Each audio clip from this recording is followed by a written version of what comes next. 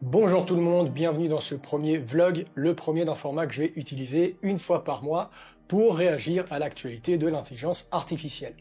Alors vous le savez forcément, on vit une vraie révolution depuis fin 2022 entre des méthodes d'IA capables de créer des images comme Midjourney ou Stable Diffusion, ou plus récemment avec Sora qui a reçu beaucoup d'attention, et des technologies encore comme ChatGPT qui sont capables de créer du texte et de répondre à toutes sortes de questions.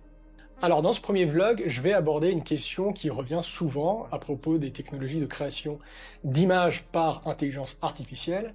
Est-ce que c'est la fin des artistes, des animateurs ou d'autres métiers créatifs?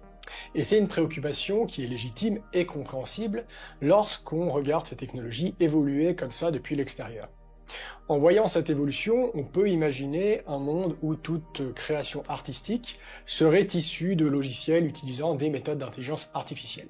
Mais aujourd'hui, j'aimerais prendre le temps d'expliquer pourquoi, à mon avis, cela ne va pas se produire, ou en tout cas pas dans un futur proche. Et je réserve les questions éthiques et juridiques qui concernent l'utilisation par exemple d'œuvres d'art pour entraîner ces modèles pour un futur vlog. Et les raisons pour lesquelles je pense que les artistes ne vont pas disparaître, je les ai vues dans peu de vidéos que j'ai pu regarder à ce sujet sur YouTube par exemple, ou dans d'autres médias, et je pense donc qu'il est important de les partager avec vous. Et cette absence, je pense, elle révèle d'une certaine manière une certaine incompréhension du grand public et des artistes sur la manière dont cette technologie fonctionne. Ce qui est on ne peut plus normal vu la complexité de celle-ci. Et comprendre ces technologies, c'est essentiel, bien au-delà de l'aspect purement technique, pour saisir vraiment les limites de ces technologies. Les arguments qu'on entend habituellement, c'est surtout que ces modèles ne posséderaient pas réellement de créativité. Alors pourquoi ? On ne sait pas vraiment. Et puis, qu'est-ce que la créativité réellement? Comment peut-on vraiment définir la créativité? Difficile à dire. Ou encore qu'ils ne posséderaient pas d'intention, ce qui les rendrait incapables à tout jamais de remplacer les artistes. Mais le manque d'intention rend-il vraiment ces technologies inoffensives pour les artistes et pour leur avenir? Pas sûr. Des arguments souvent pas très convaincants donc, surtout basés sur des concepts flous et pas bien définis comme la créativité, l'intention, ou l'expression artistique, la vision, ou d'autres aspects similaires de la création artistique, Je pense que ce genre d'arguments, ils sont surtout le résultat de l'anxiété que produisent ces technologies et de l'incertitude à laquelle font face un certain nombre de métiers dans le domaine artistique. Et qu'ils sont plus là, donc, pour nous rassurer d'une certaine manière face à un futur qui est incertain. Pour poser une sorte de limite, si vous voulez, que l'on pense à tout jamais infranchissable pour les machines. Même si les arguments ne sont pas bons, je pense que la conclusion, elle, est assez juste. Et qu'effectivement, les créateurs ne vont pas être remplacés, même si leurs métiers vont radicalement changer dans les années qui vont venir. Et comprendre pourquoi, ça nous apprend aussi beaucoup sur l'art, sur nous-mêmes et sur ce que c'est d'être un artiste. Et ça permet surtout de se protéger contre les dangers de ces technologies, que l'on soit artiste ou simple consommateur. Alors, pour aller droit au but, les deux raisons pour lesquelles je pense que les créateurs ne vont pas être remplacés de sitôt par des machines sont 1. Que la force d'un artiste ne réside pas dans le fait qu'il est capable de créer des images esthétiquement satisfaisantes, mais dans le contrôle, et ça c'est une grande leçon que nous apporte cette technologie. Et la deuxième raison, c'est tout simplement les limites inhérentes au langage qui est à la base de ces technologies. Une limite qui n'est pourtant pas prise en compte lorsque l'on pense cette technologie et lorsqu'on réfléchit à l'avenir de ces technologies. Pire, elle n'est pas prise en compte dans beaucoup de recherches et de développement où le but reste encore de produire des images complexes à partir de simples prompts textuels.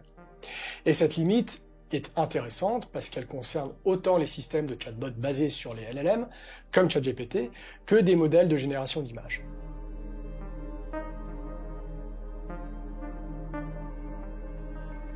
Alors, avant d'aborder ces deux raisons, on va revenir 2 secondes sur le fonctionnement de ces générateurs d'images. Imaginez un bocal rempli d'eau dans lequel on ferait couler une simple goutte d'encre noire. Cette goutte va petit à petit se diluer dans l'eau jusqu'à éventuellement disparaître. La question, est-ce qu'on pourrait inverser ce processus? Partir de ces molécules d'encre éparpillées un peu partout aléatoirement dans ce bocal et revenir en arrière. Eh ben, c'est un peu sur ce principe que sont basés les modèles de génération d'images actuels. On va détruire petit à petit une image en lui ajoutant du bruit, et on va apprendre à un modèle de machine learning à reconstituer l'image détruite. Les pixels sont nos molécules, si vous voulez, dans notre exemple précédent, et notre image de base, la goutte d'encre, avant qu'elle n'entre dans l'eau. Et en fait, pour apprendre à un modèle à faire un tel truc, on va l'entraîner sur des milliards d'images. Une fois l'apprentissage fait, on part d'une image complètement bruitée, comme nos molécules éparpillées dans le bocal d'eau, et on utilise le modèle pour retirer du bruit. Et on fait ça de manière itérative jusqu'à arriver à une image totalement développée. Ce type de modèle, on appelle ça un modèle de diffusion, et c'est un processus qui est intrinsèquement aléatoire. Parce qu'à chaque étape, il y a de l'aléatoire qui est injecté. En gros, on va pas prédire directement l'image débruitée, mais plutôt la forme du bruit qui a été ajouté. Ce n'est donc pas un processus déterministe, et c'est aussi grâce à cet aléatoire que ces modèles peuvent générer une infinité d'images. Le processus de génération, on peut vraiment voir ça comme une trajectoire qui part d'un point aléatoire jusqu'à une image finale, et à chaque étape de cette trajectoire, il y aurait plusieurs chemins possibles. Du coup, si on change un tout petit peu le bruit de départ, ou si on répète l'opération avec une origine un peu différente, on aura une image différente.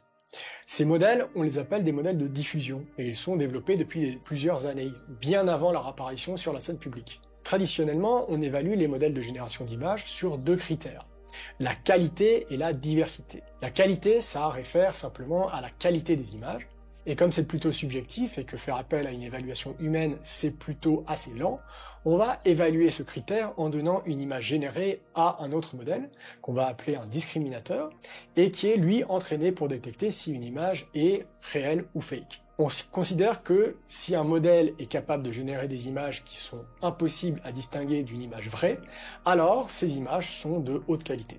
La diversité, elle est basée sur le même principe. On veut que le modèle soit capable de générer une grande diversité d'images avec des sujets, des objets et des points de vue différents.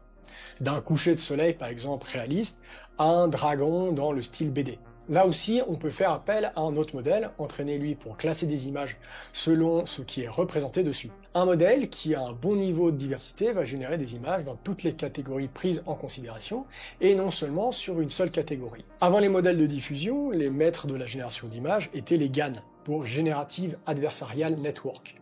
Le principe était simple, on avait deux modèles, un modèle, le générateur, qui génère des images, et le discriminateur qui essaye de distinguer les images du générateur d'images de celles réelles. On entraînait les deux modèles l'un après l'autre, le générateur apprenant à tromper le discriminateur, et le discriminateur apprenant à distinguer le réel du fake. Et les GAN étaient très bons pour générer des images réalistes, et un bon exemple de ça, c'est le fameux site This Person Does Not Exist, qui génère à la volée des portraits de personnes qui, donc, n'existent pas. Le problème avec les GAN, c'est que le côté diversité, c'est pas forcément leur truc. Un site comme This Person Does Not Exist ne peut générer que des images de portraits et rien d'autre. Alors que les modèles de diffusion, eux, peuvent créer une grande diversité d'images très convaincantes. Et c'est pour cela qu'ils sont rapidement devenus incontournables vers la fin 2022.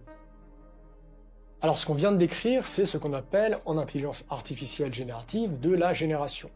Mais les logiciels d'aujourd'hui, comme Midjourney par exemple ou Stable Diffusion, font ce qu'on appelle de la génération conditionnelle. Parce que c'est bien joli de générer des images comme ça, mais comme on va le voir tout au long de ce vlog, ce qui est important, c'est le contrôle qu'on a sur le processus de génération. Alors au début, les scientifiques ont essayé de créer des modèles qui prenaient en compte des conditions très simples, par exemple une catégorie pour générer une image de chien, de chat ou de voiture, puis il a été possible de spécifier des conditions plus complexes. Une de ces conditions, c'est le fameux prompt, une description de l'image sous forme de texte. Pendant l'entraînement du modèle, on va fournir une description de l'image, on transforme cette description sous forme numérique, une suite de nombres, un vecteur, qui va être utilisé par le modèle pour construire l'image. On appelle ça aussi le texte ou image. Bien sûr, pour faire du texte ou image, il a fallu donner à des machines des descriptions des images lors de l'entraînement. Ces descriptions, elles viennent généralement du même endroit que les images, Internet, et c'est généralement des légendes ou des textes qui y sont associés. Le problème, c'est que ces légendes sont souvent de très mauvaise qualité. Elles sont souvent écrites dans un langage assez pauvre et condensé. Du coup, le modèle va apprendre à construire une image à partir de mauvaises légendes, ce qui va plomber leur capacité à créer des images qui correspondent à une description bien construite. Si on reprend notre exemple des trajectoires, ces conditions, comme le prompt, elles servent d'une certaine manière à guider le processus, à restreindre les trajectoires possibles pour les diriger dans une direction particulière. D'une certaine manière, la génération simple, elle part d'un point aléatoire dans l'ensemble de toutes les images possibles pour arriver dans l'ensemble de toutes les images crédibles, on pourrait dire réalistes. Alors que la génération conditionnelle, elle va aussi partir d'un point aléatoire, mais pour tenter d'arriver dans un ensemble bien plus petit des images crédibles, réalistes, mais qui correspondent à la condition qui a été spécifiée par l'utilisateur. Maintenant qu'on a compris en gros comment marchent ces modèles, on peut approcher la première raison énoncée au début de ce vlog en se posant plusieurs questions. À quel point peut-on guider ce processus de génération ? Si j'ai une image précise en tête, existe-t-il une condition que je peux donner au modèle pour générer cette image ou une image qui est assez proche? Et si oui, est-il possible de trouver cette condition? Ce que je veux dire par là, c'est est-ce que ça serait possible de spécifier des conditions qui me permettraient de générer les images, exactement les images que je désire? Eh bien, ces questions sont essentielles pour tenter de savoir si nos chers artistes vont se faire grand remplacer ou non. Quand des outils comme DALL-E, Midjourney ou Stable Diffusion ont débarqué, beaucoup ont été choqués par la qualité esthétique que ces outils pouvaient atteindre, surtout dans les milieux artistiques qui ont très vite pris peur. Même si fin 2022, les premières versions donnaient des images intéressantes mais loin d'être compétitives avec celles de nos meilleurs artistes, force est de constater que Stable Diffusion et les autres ont vite atteint une qualité esthétique, mais au-delà, je dirais que ces modèles sont capables de créer de la satisfaction esthétique. J'entends par là que ces images sont esthétiquement très satisfaisantes. Des images qui sont capables de satisfaire du mieux possible notre système visuel, et c'est assez logique parce que c'est pour ça qu'ils sont entraînés, pour reproduire des images crédibles et réalistes. C'est d'autant plus vrai lorsqu'ils sont entraînés plus spécifiquement sur des œuvres d'art. Et le choc est surtout venu de cette qualité esthétique, une qualité qui est directement accessible à nos sens et observable simplement par n'importe qui. Mais la qualité esthétique est-elle vraiment aussi difficile à atteindre qu'on le pense? Elle nous paraît extrêmement difficile à atteindre, mais peut-être qu'elle n'est qu'une simple formalité pour d'énormes modèles mathématiques entraînés sur des milliards d'images. On fait peut-être face à une illusion qui nous fait croire que derrière une image crédible se cache une complexité incroyable et une profonde compréhension du monde. Dans le premier épisode des Chroniques des mondes synthétiques, allez la voir si ce n'est pas encore fait, ça va vous plaire, je montre comment la crédibilité des réponses de chatbots comme ChatGPT nous fait croire, à tort, que l'on a face à nous une compréhension du monde profonde. Une illusion d'autant plus importante qu'elle va chercher à renforcer les biais qui sont déjà en nous. Si la satisfaction esthétique est très facile à atteindre, le contrôle, lui, la génération conditionnelle, est beaucoup plus difficile. Et c'est d'ailleurs dans ce domaine qu'ont été faites la plupart des innovations depuis l'apparition de ces outils. On avait au début bien sûr le texte ou image où l'on guide la génération par une description textuelle, mais est ensuite venu l'image to image où l'on démarre la génération par une image donnée pour obtenir une image similaire, mais différente dans un autre style par exemple. Mais on a vu bien d'autres idées apparaître comme le Paint with Words, la vidéo est ici si vous voulez la consulter, qui permet en gros d'utiliser des descriptions différentes dans différentes parties de l'image qu'on peut délimiter en peignant sur une image.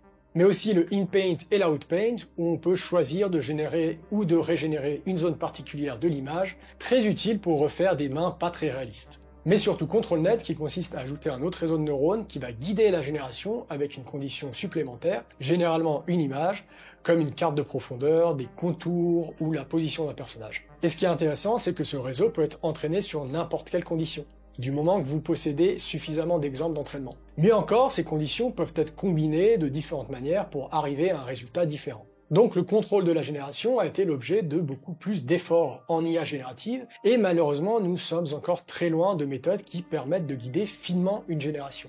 On doit encore, malheureusement, largement se contenter de ce que la machine veut bien nous donner, parce que le contrôle est beaucoup plus difficile à atteindre que la création d'images visuellement satisfaisantes.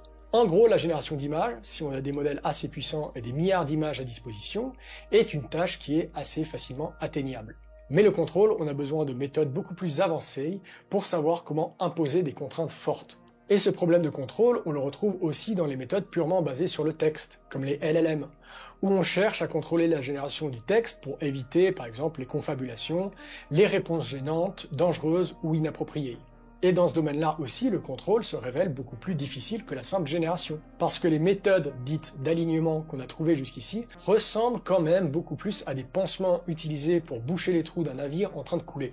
Alors la première objection que vous pourriez m'opposer, c'est simplement en quoi est-ce que ce manque de contrôle protège les créateurs? Tout simplement parce qu'une génération d'images qui n'est pas ou peu conditionnée, ne sert pas à grand chose dans la plupart des cas. Regardez à quoi servent jusqu'à maintenant les générateurs d'images. À créer des images d'illustration pour des vidéos YouTube ou des vignettes pour des articles. Des applications qui ne demandent quasiment aucun contrôle. Parce que la valeur ajoutée d'un artiste, c'est précisément sa capacité à remplir des contraintes, dans le sens qu'il ou elle est capable de projeter une idée sur le média.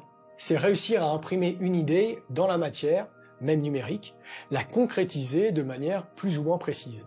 Imprimer son imagination dans le monde réel, lui donner forme. C'est ce qui lui permet de créer des projets artistiques complexes comme des BD, des mangas ou encore des animations. Ces projets, ils ont besoin de garder une certaine cohérence. Les personnages, par exemple, doivent rester les mêmes. Les lieux, les environnements doivent garder une certaine consistance pour créer une BD, par exemple, ou une animation crédible. Un personnage, par exemple, ne peut pas passer d'une robe bleue sur une image à un kimono noir sur la suivante. Pour garder cette cohérence, on a besoin de beaucoup de contrôle sur la génération. Et même économiquement, pour apporter de la valeur ajoutée, le créateur, il doit être capable de suivre des contraintes qui sont imposées par un projet, par un client ou par une entreprise. On a vu pas mal de projets apparaître de création par exemple de BD avec des méthodes d'intelligence artificielle, mais le manque de contrôle rend ce travail très délicat et la plupart des projets étaient quand même assez limités. Dans l'animation, on n'en parle même pas, ça fait 2 ans qu'on répète que la génération d'animation serait résolue en quelques semaines, et aujourd'hui, la seule chose qu'on a, c'est des méthodes qui sont en gros capables de générer des animations, mais pas plus de 2 secondes. Ou des méthodes complètement fermées que personne n'a pu encore essayer ou tester. La deuxième objection, c'est un argument que j'entends un peu systématiquement. C'est en gros, à la vitesse à laquelle ça évolue, on pourra bientôt tout faire. Ici, ça consiste à dire, en gros, qu'un jour, on aura un contrôle total et qu'on pourra générer n'importe quelle image à partir d'un seul prompt textuel. Alors non, c'est pas possible, pas à partir d'un simple texte. Et pour expliquer pourquoi, on va prendre une approche cybernétique. Alors, partez pas en courant, la cybernétique, c'est juste un champ de recherche scientifique des années 40 à 60, mère de l'intelligence artificielle, de l'informatique et même de certaines méthodes en psychothérapie qui analysent la communication chez l'être humain, l'animal et la machine. Et l'idée ici, c'est qu'on peut voir la création artistique comme une sorte d'acte de communication. Lorsque je crée une image en utilisant mon ordinateur, il y a de l'information qui est transmise entre moi et l'ordinateur. L'information, c'est ce qui permet de désigner un élément particulier dans un ensemble. Plus l'ensemble est grand, plus j'ai besoin d'informations pour désigner un élément particulier. Dans la création artistique, à chaque fois que je fais une action, un coup de pinceau, un clic de souris, je choisis une action parmi l'ensemble de toutes les actions possibles. Lorsque le sculpteur choisit de donner un coup de maillet, il le fait à un endroit donné avec une force donnée. Une action spécifique dans l'ensemble de tous les coups de maillet possibles, si vous voulez. Il y a donc de l'information qui est transmise pour définir une œuvre d'art finale. Dans le cas de l'art numérique, ce n'est même pas une métaphore. En faisant bouger la souris, il y a des données qui passent à travers le câble ou la connexion Bluetooth jusqu'à l'ordinateur qui vont définir où je clique, la pression que j'applique, combien de temps, etc. Vu sous cet angle, plus l'art offre de choix possibles à l'artiste, plus le canal de communication entre le média et l'artiste est grand, et plus l'artiste a de liberté de création et de contrôle possible sur sa création. Lors de la génération simple, avec un modèle de diffusion, on a vu qu'on partait d'une image complètement aléatoire pour aller dans l'ensemble des images crédibles. Pour ça, l'utilisateur n'a pas besoin de fournir d'informations à la machine. Et le résultat, c'est que dans ce mode, on ne peut pas choisir ce qui va sortir. Mais si je veux diriger la génération vers, au hasard, l'ensemble des images de chats roux faisant du vélo sur la Lune, cet ensemble est beaucoup plus petit que l'ensemble gigantesque de toutes les images crédibles. Et pour spécifier cet ensemble à la machine, je dois donc lui communiquer de l'information. Et plus l'ensemble cible est petit, plus je dois fournir d'informations à la machine pour guider la génération. Et on arrive à notre deuxième raison, la quantité d'informations qu'il y a dans un prompt textuel est bien trop petit pour pouvoir contrôler, même un tout petit peu, la génération. Comme on le dit souvent, une image vaut 1000 mots, et dans notre cas, la faible quantité d'informations transportées par le langage, surtout limitée à quelques phrases, limite à tout jamais les capacités des méthodes dites texte ou image. Dans un article très intéressant, Yann Lequin, l'un des pères du deep learning, et Jacob Browning, philosophe, démontrent qu'une machine entraînée seulement sur du langage ne pourra jamais approcher la compréhension humaine. La raison ?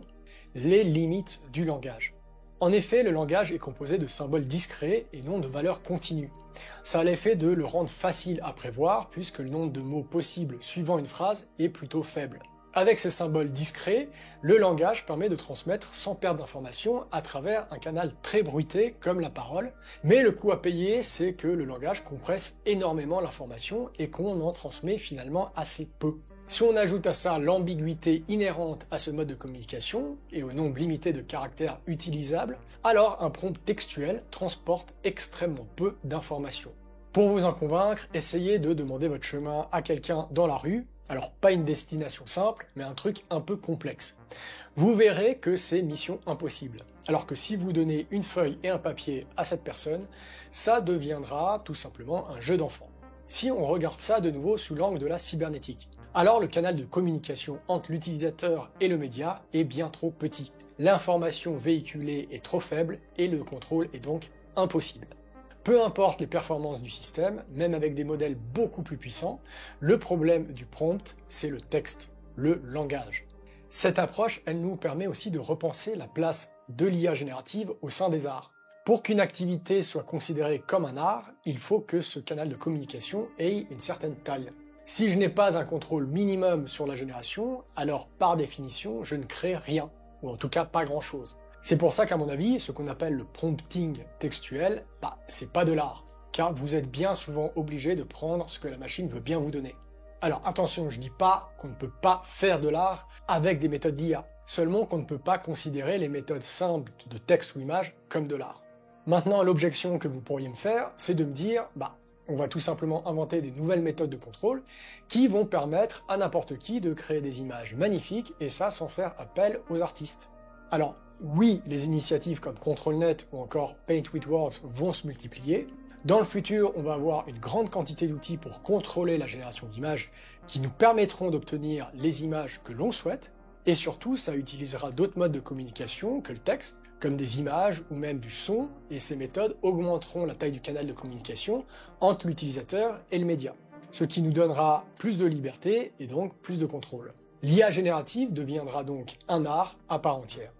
Mais si on multiplie les outils de contrôle de la génération, qu'on pourra combiner, utiliser d'une certaine manière, avec différents paramètres, va bien falloir apprendre à maîtriser tous ces outils. Donc développer une compétence, et certains y arriveront probablement mieux que d'autres, c'est ce qu'on appelle le talent. Les utilisateurs de ces futurs outils seront donc des artistes avec de nouveaux outils. Des outils qui démultiplieront notre productivité. Mais pour pouvoir tirer un maximum de ces nouveaux outils, il y a une condition, c'est que tout le monde puisse participer à leur élaboration. Et ça nous amène au vrai problème derrière ces nouveaux outils de création. Un problème qui existe en fait depuis longtemps. Ce problème, c'est celui de la gouvernance des outils numériques et de la donnée. Des outils qu'on utilise tous les jours, du traitement de texte au logiciel de dessin, en passant par les réseaux sociaux et la quantité gigantesque de nos données qu'ils possèdent. La plupart de ces outils sont créés par des grandes entreprises ou par des géants du numérique, qui sont les seuls à décider ce qu'ils veulent en faire. Par exemple, ce sont les seuls à décider quelles fonctionnalités ils veulent bien ajouter. Et ça leur donne un pouvoir sur la façon dont vous pouvez utiliser leurs outils. Par exemple, si un logiciel utilise un format de données fermé, dont personne ne connaît les caractéristiques, et même si vous possédez ces fichiers sur votre disque dur, l'accès à vos données est conditionné par le choix de l'éditeur du logiciel. Si tout d'un coup l'éditeur décide d'arrêter de produire son logiciel et de garder le format de fichier fermé, tant pis pour vous et tant pis pour vos données.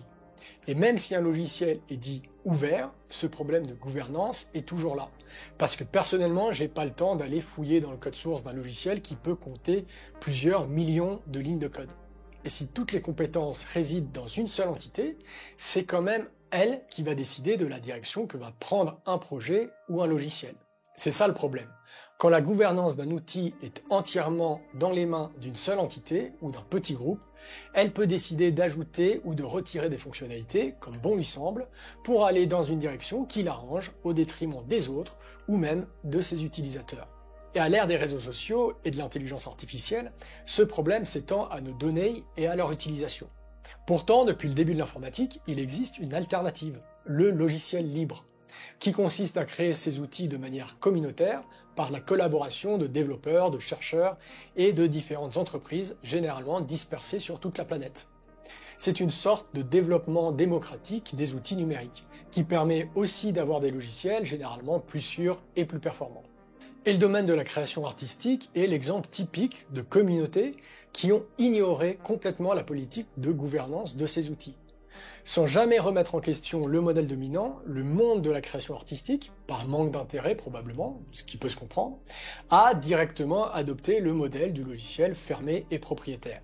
Avec des logiciels extrêmement coûteux, qui utilisent des formats fermés qui rendent l'utilisateur complètement dépendant. Une dépendance dont se servent les éditeurs de logiciels qui ont pu ensuite imposer un abonnement et des applications dans le cloud, rendant encore plus dépendant l'utilisateur.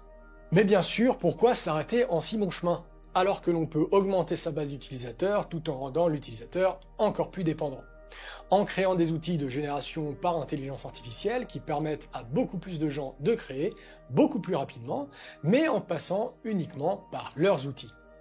Si vous ne voulez pas passer par leurs outils, vous pouvez toujours créer en utilisant les méthodes classiques, mais vous ne serez jamais compétitif avec ceux utilisant ces outils de génération. L'éditeur aura donc le contrôle complet sur ces outils et pourra décider de leur évolution, mais aussi, et ça c'est grâce à l'IA, de ce que l'utilisateur a le droit ou non de créer, en censurant les modèles pour qu'ils correspondent à leurs valeurs et à leur orientation politique. Mais pour avoir le contrôle total, il faut aussi éliminer les systèmes de gouvernance alternatifs, comme ceux proposés par le logiciel libre. Par exemple, en essayant d'imposer des régulations confiscatoires qui pénalisent fortement les initiatives libres. Et c'est là que j'ai un problème avec la position qui consiste à combattre ces technologies de génération d'images par intelligence artificielle, en les accusant par exemple de voler le travail des artistes. Cette position, elle pénalise surtout les initiatives libres et communautaires, qui doivent déjà faire face au coût absolument monstrueux qui est demandé par l'entraînement de ces modèles, mais qui devront en plus faire face au coût des données d'entraînement. Parce que les grandes entreprises auront largement les moyens d'affronter ces coûts. Et puis, avec le contrôle qu'elles ont déjà sur les outils de création numérique, elles pourront toujours trouver un moyen d'utiliser les données de leurs utilisateurs. Mais ça, ce sera le sujet d'un prochain vlog. Pour l'instant, l'essentiel, je pense, c'est que ces méthodes de génération d'images par intelligence artificielle doivent être créées et construites de manière collaborative et ouverte, pour que tout le monde puisse en profiter. Cela permettra à des experts de l'intelligence artificielle, des développeurs, des artistes et des philosophes de construire les outils de création de demain, ensemble, en prenant en compte la vie et les points de vue de tous.